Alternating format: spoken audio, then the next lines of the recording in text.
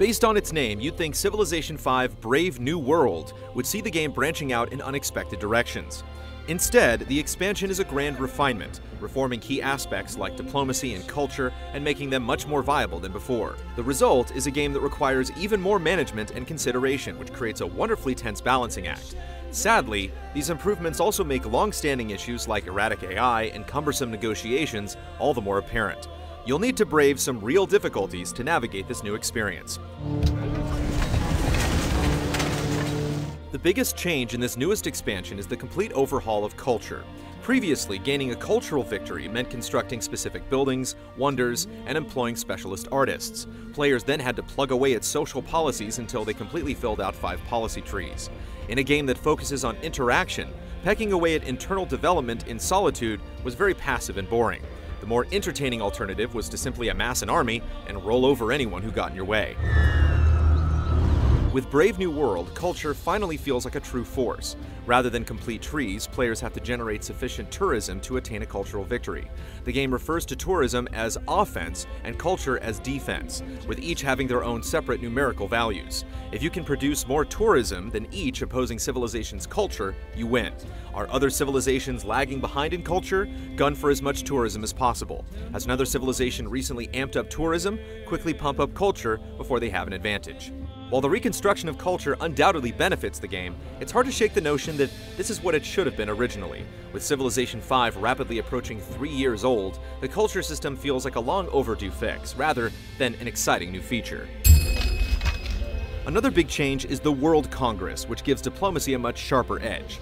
The first civilization to discover all other civilizations and research the printing press founds the World Congress. As founder, you receive the most delegates, which is vital.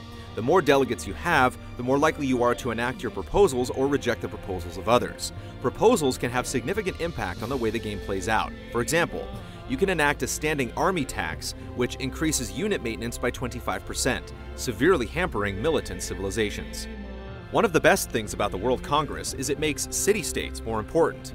Pre-expansion, creating and maintaining city-state relationships took significant resources and didn't always feel worth it. Now, the more city-state alliances you establish, the more delegates you have, giving you a higher level of prestige in the World Congress. Even though the World Congress adds significant depth, it doesn't fix diplomacy problems present since the game's launch. Talking with other civilizations is as vague and frustrating as ever.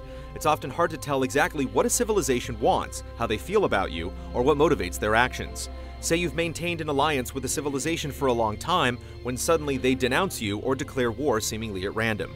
The lack of transparency is infuriating, especially considering how elegantly the game handles city-state relationships. A bar of influence represents how a city-state feels about your civilization, so when you make an action, it's very easy to see how the city-state responded. With rival civilizations, you feel like you're playing a guessing game. Similar to the World Congress, ideologies are great additions, despite complementary systems feeling out of date. In the second half of the game, a player can adopt one of 3 ideologies: autocracy, freedom, and order. Autocracy is great for civilizations that want to win through military might. Freedom is for civilizations prioritizing culture, and order helps civilizations interested in expansion. Once your civilization adopts an ideology, you can place points that would normally go to social policies into ideological tenets. There's a much greater degree of flexibility with ideologies than social policies. Despite the fact that each ideology has a particular focus, they allow you to change as the game changes. Say you pick autocracy, but don't currently need to focus on strengthening your army. The third alternative tenet will increase food and science in your capital. Investing in a social policy is comparatively limiting because it can't benefit you as broadly. If you spend points obtaining policies in rationalism, you're only going to receive science-related bonuses. In a game that requires quick adaptation, it's disappointing that social policies feel impotent alongside the new ideologies. The best thing about Brave New World is that it finally capitalizes on one of Civilization V's main goals: provide multiple and equally viable routes to victory.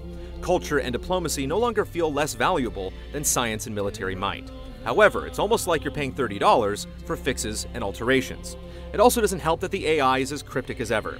The expansion is no doubt substantial, but it's also paying for sins of the past.